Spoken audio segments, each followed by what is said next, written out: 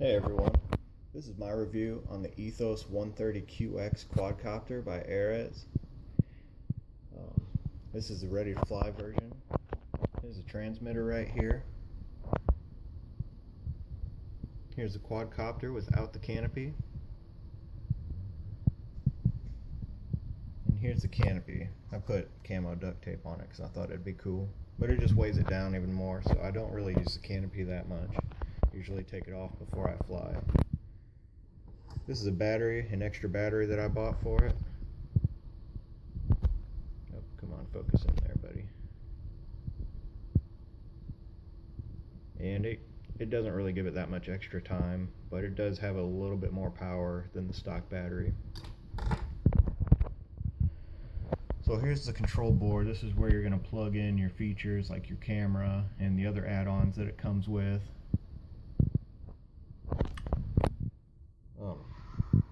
The only issue that I've really had with mine is this back side here. The wires go through the little metal rods there, and they tend to get a little bit chewed up. My quadcopter wasn't working right, so I took that arm off and I looked in there and a lot of the wires were chewed up.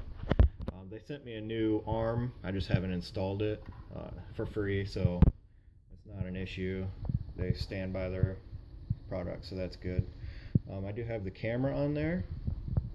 This is the camera right here. And you can tilt this down. You can kind of point it wherever you'd like it to go. Snap it back up.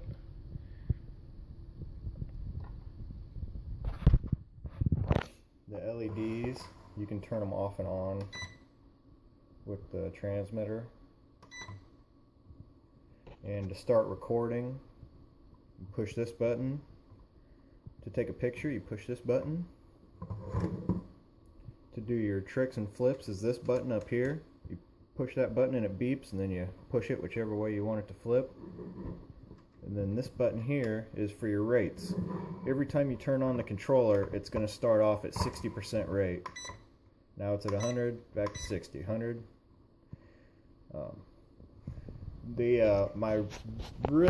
What I don't like about this, there's two things that I don't like about the quadcopter. Otherwise, great quadcopter is this mid stick here. You can see I'm moving it, but nothing. See, if I move it far enough, the transmitter can see. You can see the percentages moving there, but you have to move it quite a bit. It doesn't respond to the little touches like I'm used to with collective pitch helicopters and things like that. Actually, when you're flying it, it gets kind of, I don't know, I don't like having to move it so much. So other than that, you can switch between modes. You got your trims and everything. It's not bad. The other thing I don't like is when you're coming down from a flip, or if you're coming down to the ground or whatever, doing fast flights and things like that. You can give it full throttle, and then it will still keep coming down and sometimes hit the ground, and it just doesn't seem to have as much power as I would like for maybe a sporty quad. That's okay, because it's still really easy and really fun to fly, and at the price point it's hard to beat. So for the camera, you get this little memory card here. It's a 2 GB memory card. It goes into this USB thing. And the camera quality is actually really not that bad. I mean, it's not going to be like a GoPro, but it's not that bad.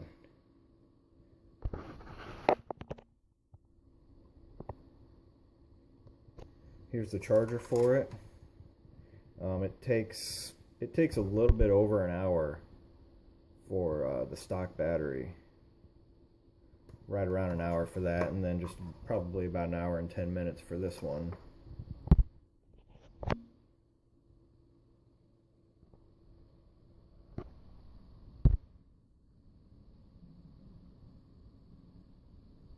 Another thing I don't really care for is this. Whenever you unplug the battery, it's a little bit harder to unplug, and I feel like I'm going to pull one of these out. So Overall, I'd say it's good. It's for $99, $130 for it with the camera is actually a pretty good deal, I think, for this, because it is really fun to fly. There's a lot of add-ons and things for it. Useful. I think it's more for beginners, first-time flyers. I have a neighbor across the street. He's like 8 years old. He's never flown anything in his life, and he brought it up in the air very easily. So, if you have any questions about it, just leave a comment or send a message and ask, and I'll be sure to reply. All right, let's check out some aerial footage.